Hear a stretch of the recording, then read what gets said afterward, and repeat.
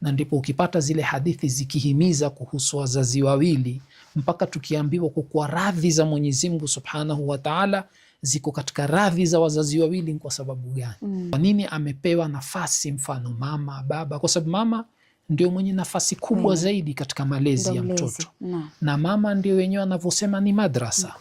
Yani ikiwa mtoto amekosa malezi ya mama, atakwenda kuyapata wapi malezi mengine? Na ndipo huyu mama, kitu cha kwanza ambacho adui amepatiliza, amekuja kumwondosha mama katika nafasi ya mtoto, kumwonyesha kukuwa wewe mama, hivi sasa nenda ukatafute kazi na we ufanya huyu mtoto tumwachie mfanyikazi amle. Hii nafasi ya mama, sisemi kwa kuwa kina mama wasifanye kazi, hapana, siko hapo mimi, lakini hii ni nafasi kwa sababu huyu mama ni uti wa mgongo wa familia. Kwa hiyo yeye ndiyo anayeweza kumlea mtoto wake vizuri na kumpa maadili mazuri, kumpa nidhamu mzuri, kumwonyesha kizuri na kumwonyesha kibaya na kumshika mkono. Kwa hiyo huyu adui alipokuja, kitu cha kwanza kumwonyesha mama ni kama mtu yoyote mwingine. Sasa na iwapo huyu mtoto atakosa nidhamu na mahusiano mazuri kati yeye na mamake, ndipo pale utapata mtoto mara nyingine anazungumza na mamake kama anazungumza na mtu wa kawaida. Hajui nafasi ya mamake katika maisha yake, nafasi ya mamake ni ipi. Ndipo pale kitu cha kwanza huwa ashakikosa mtoto. Na hii ndo nafasi ambayo ni muhimu. Lau mtoto ataijua kuanzia mwanzo, na kuijua ataijua vipi bila kufundishwa? Ni lazima tumfundishe, na hii ndo hatua ya kwanza. Na ndipo ukipata zile hadithi zikihimiza kuhusu wazazi wawili, mpaka tukiambiwa kwa radhi za Mwenyezi Mungu Subhanahu wa Ta'ala ziko katika radhi za wazazi wawili. Kwa sababu gani? Watiini, zile taa, utiifu kwa wazazi wawili, mpaka zimekuja zimewekwa na taa ya Mwenyezi Mungu Subhanahu wa Ta'ala. Mtiini Mwenyezi Mungu na muatii wazazi wawili, kwa sababu hawa ndio wanamlisha mtoto kila kitu.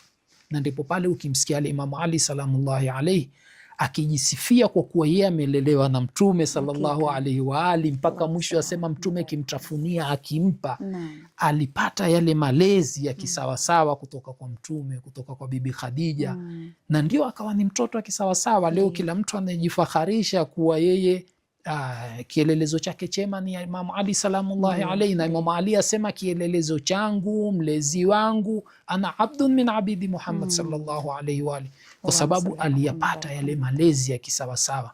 Sasa hizi athari zote zinazokuja nje, maovu yote yanayokuja nje, ikiwa huna ngome mzuri, ikiwa huna ulinzi mzuri, basi ni 100% mtoto hawezi kuvuka salama. Kwa sababu leo ni kama mfano wa bahari, sisi tunaoishi pwani.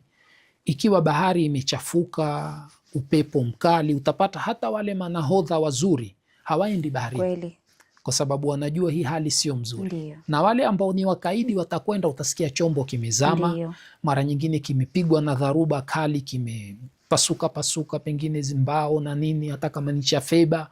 Kwa sababu hata meli zikiwa kubwa namna gani, hali ya hewa ikiwa mbaya, upepo mkali, kama mambo ya tsunami yale yaliyotokea, utapata hata chombo kikiwa kikubwa namna gani hakiwezi kupambana na dharuba na mawimbi ya bahari.